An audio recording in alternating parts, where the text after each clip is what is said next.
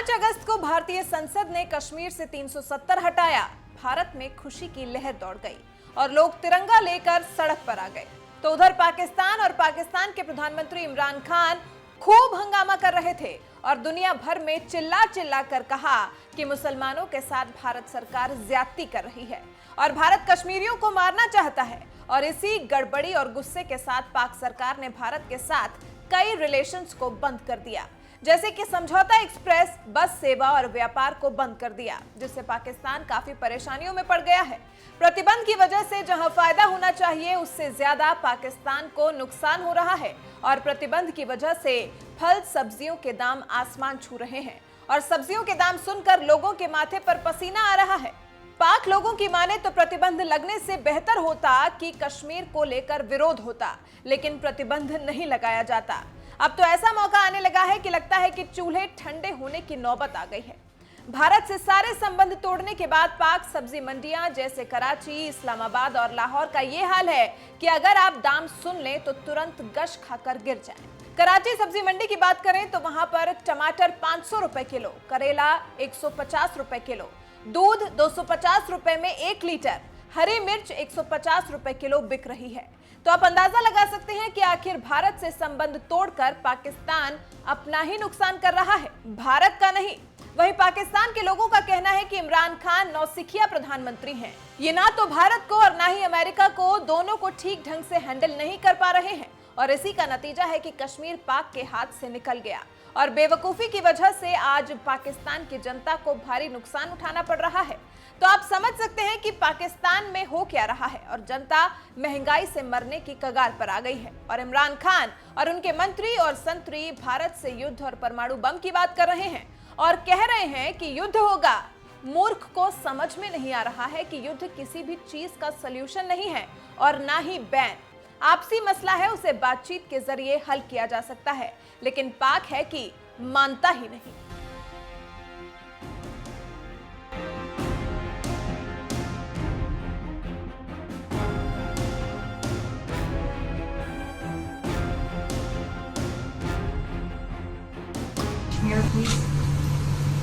Well, we spoke last night about Kashmir, and the Prime Minister really feels he has it under control. I know they speak with Pakistan, and I'm sure that they will be able to do something that will be very good. We spoke about it last night at Guru. Mr. Modi, do you want to add?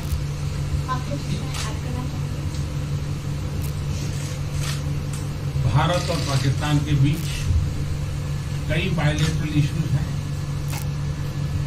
और पाकिस्तान के प्रधानमंत्री के चुनाव के बाद जब मैंने उनको टेलीफोन किया था तब मैंने उनसे कहा है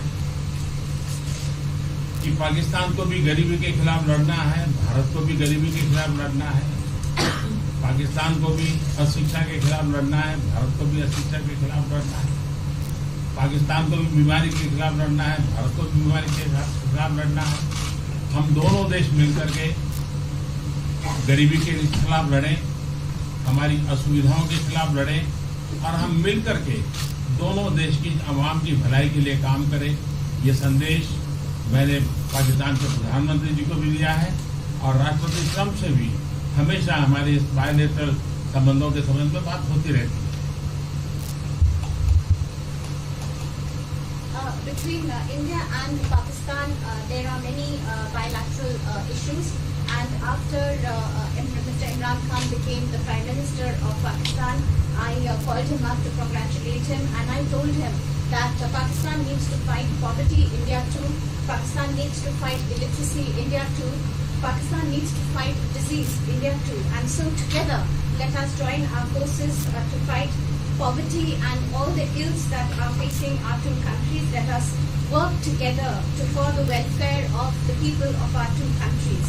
And this is the message that I keep giving my counterpart in Pakistan. Along with President Trump, we also keep talking about the different bilateral issues between us. Mr. Modi, would you like to have President Trump be involved in negotiating between Pakistan and India? Bharat और पाकिस्तान के सारे issues bilateral हैं और इसलिए हम दुनिया के किसी भी देश को इनके लिए कष्ट नहीं देते हैं और मुझे विश्वास है कि भारत और पाकिस्तान जो 1947 के पहले एक ही थे, हम मिलजुल करके हमारी समस्याओं पर चर्चा भी कर सकते हैं और समाधान भी कर सकते हैं। India and Pakistan have all the issues are of bilateral nature, and we do not want to give pains to any country in the world to, in fact, try to do anything in this, because these issues are bilateral. And I trust that before 1947, when we were one country, then even afterwards we can find solutions through discussions. Mr. President, is that offer still on the table? I'm here. I have a very good relationship with both gentlemen, and I'm here. If for any reason, but I think they can do it themselves very well. They've been doing it for a long time. President, the Chinese have said today publicly that it's more low-level calls that have happened, and they're downplaying the significance of the calls to the U.S. administration. I don't know what you mean by that. Low level? The vice premier is low level? I don't think so. What's in your mind they're low level? What is the position of the gentleman that was quoted in the newspaper today? The Vice Premier, Leo Ho, came out with very significant statements, and we've been communicating through intermediaries back and forth with him. That's the Vice Premier of China. Yes, sir, I understand. That's not low level. I understand, I agree. I was just, there was a statement that the spokesman for the Foreign Ministry, for instance, I said they don't know weren't about his aware spokesman. of the calls happening. I don't know about as far as There's been communication going at back. the highest level. Thank you, Mr. At the President. highest level. Can you clarify the calls? No, I don't want to. We don't want to go into. We don't want to go into. Hey, look, in the meantime, our country is doing great. We're doing great. And the Prime Minister just congratulated me. Everybody that's met has congratulated us on the job we're doing in the United States with our economy. Our economy is phenomenal, best it's ever been. And that's despite the trade deals. And when the trade deals get done, like we did with Japan yesterday, we did a really big, tremendous trade deal with Japan. And we have others coming. We're negotiating now in earnest with the European Union because they want to do that. They want to do that, and I do too. So we have. When we get these deals done, our country will be transformed. I mean, it'll be monetarily transformed. It's such a difference between the horrible, horrible one-sided deals that we had in the past. And frankly, past administrations should be ashamed of themselves for allowing that. But we have many of them. One of them is the USMCA, Mexico, Canada. And hopefully that'll get voted on very quickly. Everybody wants it to happen, so hopefully we can make that a bipartisan bill. But we have many trade deals that are doing very well, and including China. And I think it was necessary to go through this, you would say a rough patch, but I'd say maybe much more than a rough patch. But that's okay, because we've been paid billions and billions of dollars. And you know that prices haven't gone up, and there's been no inflation, and we've put a lot of money in the Treasury, and tens of billions of dollars. And I've given a lot of it to the farmers that were hurt. I've been able to give a lot of money, compliments of China, to the farmers that were hurt, because we gave them 16 billion and we gave them 12 billion the year before. That made them whole. That was the amount of money that China didn't invest in our farmers, give to our farmers. So the farmers have been amazing, but they're very happy with the job we're doing. But eventually they're going to be the biggest, or one of the biggest beneficiaries. Okay? President, did you attend the climate session? Say it? Did you make it to the climate session, and were there any conclusions that you took away I'm from it? going to. In fact, it's going to be our next session. So we haven't had it. Do you have a message that you would like to deliver to? No, I want clean air and clean water. And we're right now having the cleanest air and cleanest water on the planet. But that's what I want. I want absolutely clean air and clean water. Mr. President, just briefly back on China, we saw the comments from you about wanting calm. Calm. Calm, exactly. Just wondering if you can clarify what you meant about the call. Was that with light hydrogen? I don't want to talk about calls. We've had calls. We've had calls at the highest levels. But I don't want to talk about that. But the Vice Chairman put out a statement last night that was a statement and saying that he wants to make a deal and he wants calm. And I think it's a very good word to use, calm. Not a word that I use that often, but it's a good word to use. And I think it's one of the reasons that's a great country. I mean, they understand. I think that message also helps with respect to Hong Kong. I really do. I think it makes it easier for Hong Kong to do something. And I think that President Xi will do something with Hong Kong. I really think that message is a good message with respect to what the ultimate outcome is in Hong Kong. Very, very positive message. And we appreciated it. We appreciated it. What else? Anything else? Mr. President, what are your latest thoughts on your threat on pulling out of the WTO? And if you do, can I also ask Mr. President Modi what your response to that in terms of how it affect India's trade strategy? Well, we haven't been happy with the WTO, but now we're winning cases. We won the big Airbus cases, you know.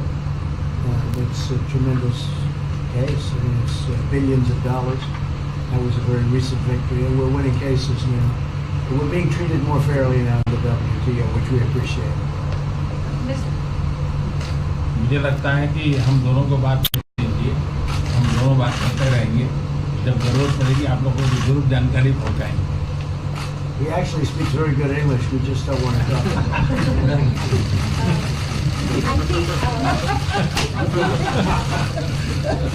I think that you should let us discuss these things, and when we feel need, we will communicate to you. Mr. President, Russia has just recently said they have no intention of asking to be readmitted to the G7.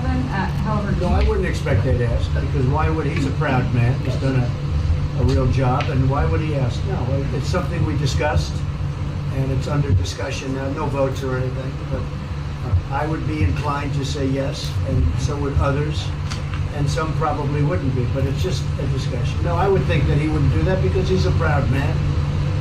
He wouldn't ask, but if something would happen, he would be asked, and I'm sure he would say yes to that. do you have any indication from them that they would accept? No, I think it was a very good discussion. It was the initial discussion, but it was a very good discussion. But I think it would be appropriate. I think it would be good for Russia.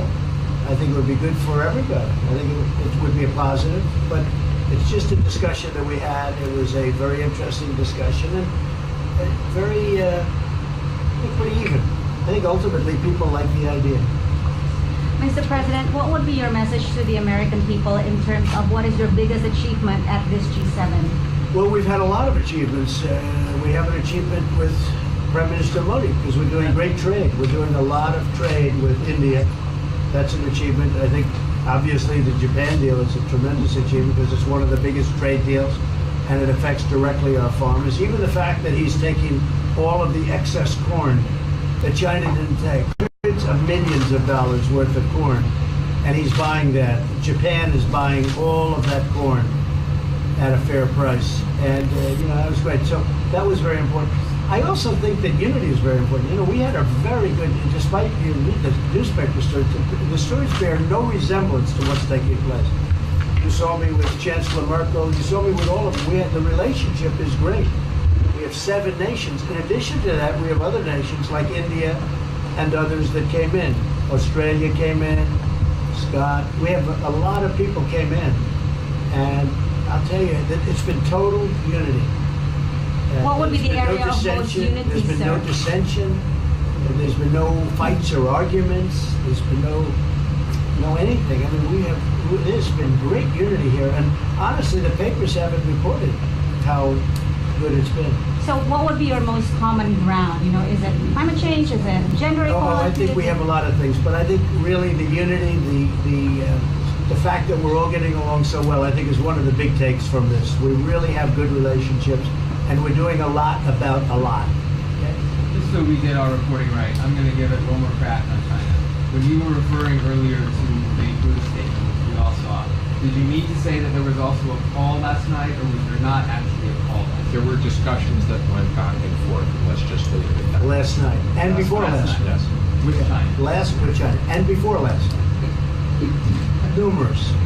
Look, they want to get something done. I've been saying that for a long reason. And why wouldn't they? They want to get something done. They've lost millions of jobs. Their supply chains are being hurt. And once those supply chains go, you can develop new supply chains. You can't get them back into China. So China is run by really a great leader. I think he's a great leader. He wants to do something. They lost over 3 million jobs in a very short period of time. A lot of companies have left China and they're leaving China. They want to get it done. I knew that. I could have told you that without talking, but we are talking. And would you still like to see U.S. companies leave China? Depends on whether or not we make a deal. If we don't make a deal, I'd like to see them leave China. Absolutely. If we make a deal, I'd like to see them stay there and do a great job.